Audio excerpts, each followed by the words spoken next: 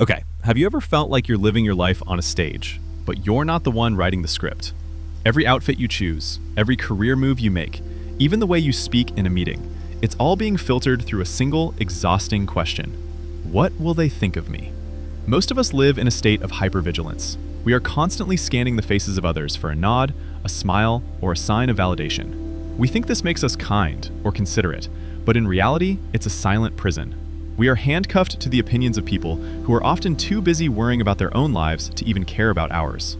But what happens when you finally break those chains? What happens the day you decide that your own approval is the only one that carries weight? Today, we're going to look at the massive psychological shift that occurs when you stop seeking permission to be yourself. To understand why we seek approval, we have to look at our roots. In ancient times, being cast out of the tribe was a death sentence. Your brain is literally wired to fear social rejection as if it were a physical predator. This is why people-pleasing isn't just a habit, it's a survival mechanism. But for many of you, this mechanism has gone into overdrive. You've become the reliable one, the person everyone can count on, but who has no one to count on themselves. You've spent so much time being the fixer that you've developed a quiet type of emotional burnout. You're carrying a heavy mask every single day, and that mask is getting heavier.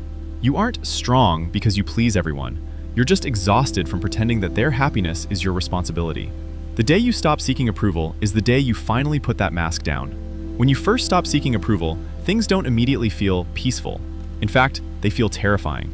This is what psychologists call emotional withdrawal. Because you've been addicted to the hit of validation for so long, the sudden lack of it feels like a void. You'll stop explaining your decisions, and as we've discussed, people will feel threatened by your silence. They'll try to guilt trip you back into your old role. They'll say things like, "You've changed," or "You're being selfish." This is the prediction trap in action. Your brain will scream at you to go back, to apologize, to fix it. But if you can sit through that discomfort for just a little longer, you'll reach the recoil of the heart. The moment where your mind finally realizes that the world didn't end just because someone was disappointed in you. Now, watch what happens to your brain. When you stop seeking approval, you regain an incredible amount of cognitive energy. Think about how much time you spend pre-thinking conversations, rehearsing what you'll say so you don't sound too aggressive or too weak. When that mental courtroom closes down, you suddenly have space to think about what you actually want. Your creativity returns, your focus sharpens. You start making decisions based on values instead of reactions. You realize that 90% of your overthinking was just you trying to manage other people's perceptions. Without that burden, you become a black box to manipulators, unpredictable, unshakable, and finally, centered. You aren't numb to the world. You're just no longer a slave to its applause. This is perhaps the most painful yet beautiful part. Your social circle will change. Approval seeking is a magnet for energy vampires and manipulative minds.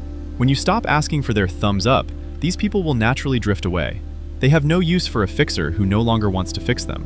But in their place, a new kind of connection begins to form. You start attracting people who don't want to control you, but who respect you. These are the people who value your no as much as your yes. You stop being a misfit trying to squeeze into a tiny box and start building your own world. You find that inner peace isn't the absence of conflict, it's the absence of the need to prove yourself in that conflict. You become dangerous in the most empowering sense. You are a person who cannot be bought with a compliment or broken with a critique. The final liberation is accepting that in someone's story, you will be the villain. Someone will call you cold because you set a boundary. Someone will call you arrogant because you stopped explaining your success. Let them. Their version of you is not your responsibility. Your life is not a trial, and you are not the defendant. The day you stop seeking approval is the day you finally become the protagonist of your own life. You realize that you don't need a front row seat for everyone in your life. Some people belong in the back, and some belong outside the theater entirely. The journey from people pleaser to self-approved is the hardest one you'll ever take, but it's the only one that leads to freedom.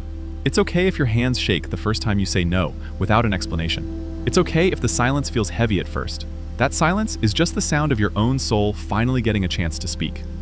What is one area of your life where you are still asking for permission? Career? Relationships? Your own happiness? Tell me in the comments. Let's support each other in breaking these invisible chains. If this deep dive gave you the strength to stand your ground today, like and subscribe to join our community. Thank you for watching. Your approval was always enough. You just had to be the one to give it.